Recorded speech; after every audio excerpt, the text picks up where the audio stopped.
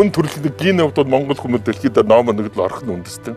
Ялангуяа бие махбодын талаар уулаасаа бүгч үндэстэн. Одоо Япондс мөг монголчуудыг дийлдэг хүн байхгүй. Америкууд одоо бусад барууны орнуудад хийгээд байгаа витамин, энгэний хоромог хоёрын өрсөлдөх чадвар энгэний хоромог нь маш өндөр байгаа байхгүй. Айраг уусаар бол одоо уушгинд ихсэн сөрөө өвчнөд айраг уугаа сайн болж байгаа.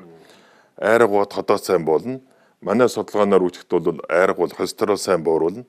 Иймээс бол Монголын зарим идэх нь өөрөө эм байдаг. Эм байдаг. Тэгээд түүний бүхний сайхан чөлгөө цэвэрлэхэд уугдвал асуудал. Гүг хөхийн цэвэрлэггүй бид нар хөхөө тавьчих л да. Тэгвэл бид нар бактеригүй мэдэх юм шүү. Тий. Монгол өнгөд ч ба хэдэн жилийн өвсөөр бүрэлдэг. Хэдэн жилийн өвсөн дотор л хэмжээг олон молекул байна. Тэр олон молекул хамтарч ягаад өвчин застдаг юм. Олон 100 жилийн туршид хүмүүсүүд хэрэглээд ирсэн эмний хэрэгтэй хэрэггүйг салгаж өгөх гэсэн эрдэм шинжилгээний том ажил баг. Гэтэл миний үүрэг бол Монгол хүн бол өвчин застдаг гэдгийг шинжлэх ухаанчаар бүгдлэхэд нэгдүгээр удаа тодруулсан. Энийг үгийг хэлэхэд бол бардам хэлчихэд. Энэ ч жоохтой. Аргалын нутаа борэг илсэн. Тэгээд юу бол Чингис хааны төрсөн нутгаас навчиг бол биедэм бол 10 жил авчихсан. Үертэл зүйлд нь бүр дотгон байгаад байх алга болсон.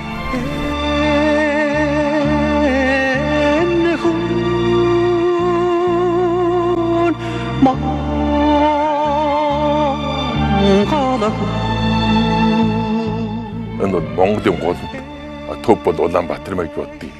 Иймээс бол Монгол улс сайхан байх, Улаанбаатар сайхан байх бол манай Монголын өнгөж өссөн. Монголын толгойл гэсэн үг дээ. Жинхэнэ тэр Монгол гэдэг имийг биднаас илүү мэдэрч ингэж сэтгэл нь ингэж өвдөж, сэрж, сэдэрч явдаг хүн юм байна гэж боддог. Өгсөж явсан гүрэн. Агсаж унахын дэнсэнд төрийн бүслүүр чангалахаар төрхөж боссон цахар. Дуутай суутай гүрний зуутай ил дээр цавчхад цөстэй төрөн хаацайлж цустай унсан цахар.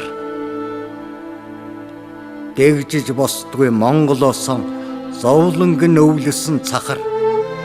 Нэгжиж болдгүй сэтгэлдээ тамгыг хадгалсан цахар.